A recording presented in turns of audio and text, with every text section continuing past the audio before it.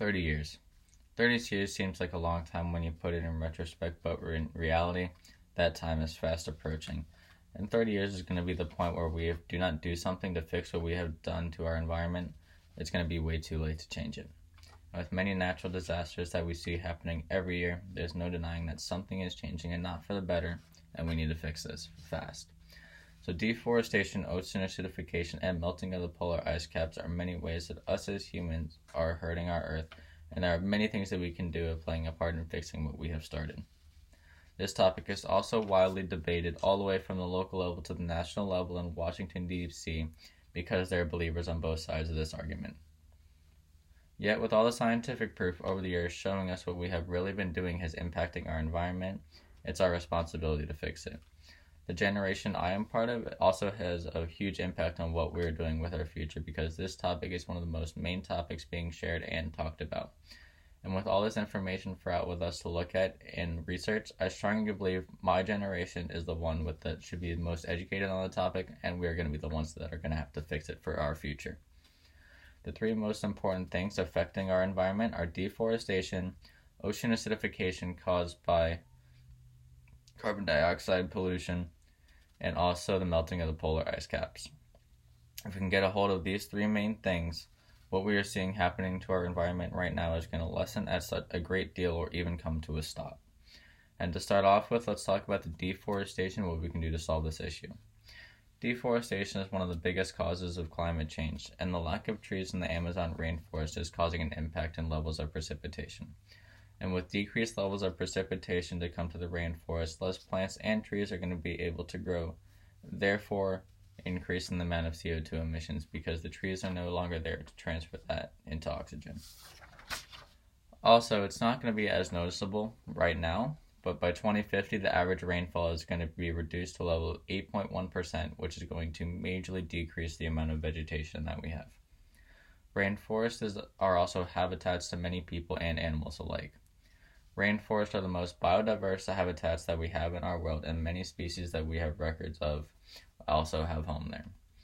And without the trees to have there for their habitats, they end up going to be forced into cities where people are going to end up killing them off, causing their populations to diminish and also end up becoming extinct. And with deforestation, a lot of monocrop fields are also being put in place where they were, and this causes the native people to not be able to grow their seasonal crops and causes them to lose jobs as well. And also, monocrop fields use a lot more fertilizer than natural seasonal planting, which creates a runoff where animals will drink, and this is also leading into our streams and oceans, causing more algae blooms.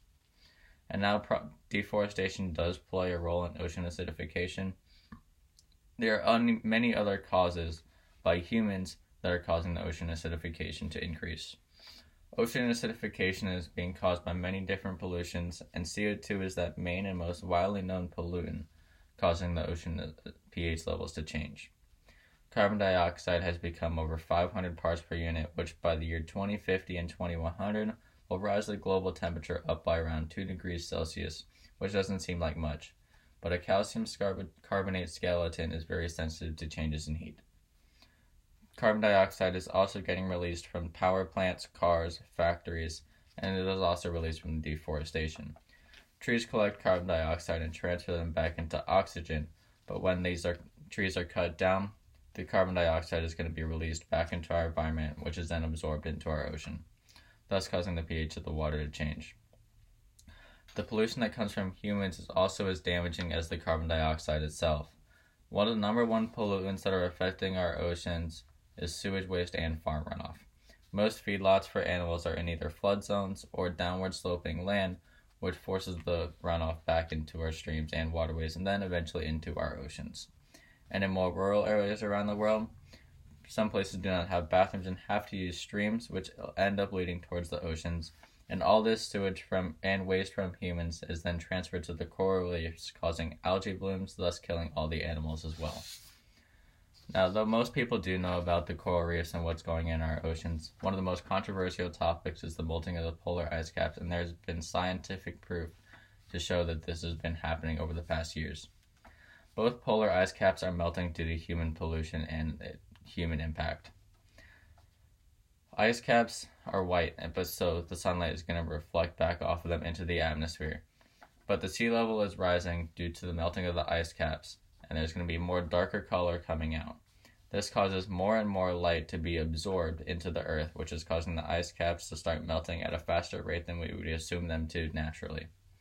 And since ice caps are absorbing the sunlight, above the ice caps keeps getting hotter and hotter, causing the energy from the sunlight to be released back into the atmosphere.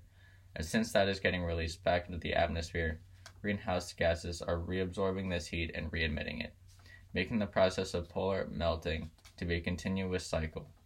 Instead of becoming a continuous cycle, more and more water is going into their oceans due to the melting, and this is causing the sea level to continue to rise annually. Methane from factory farms is also being released at massive amounts into the Earth's atmosphere. Methane is one of the most abundant greenhouse gases that we have in our atmosphere due to all the factory farms that have been increased all over the world. And most people don't know is that methane has been trapped in our atmosphere from millions of years ago, and it has still not been released. And when it's released into the air, just like sunlight, is going to be re-emitted into the atmosphere as this greenhouse gas. So when methane is re-emitted, most of the time it is trapped in a positive feedback loop that is extremely difficult to slow down or stop. And since one starts, it's just a continuous buildup of that loop over time.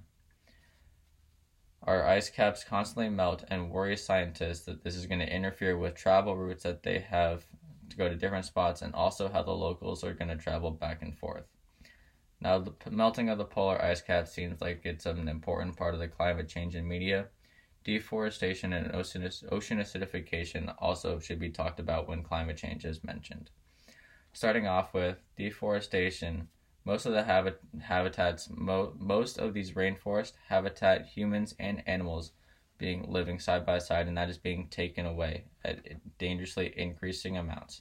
And the usual climate of the rain is being altered with all the trees being cut down. Next, ocean acidification is happening due to the fact that massive amounts of CO2 are being released into our atmosphere by the humans, and this impact is also caused from deforestation as well.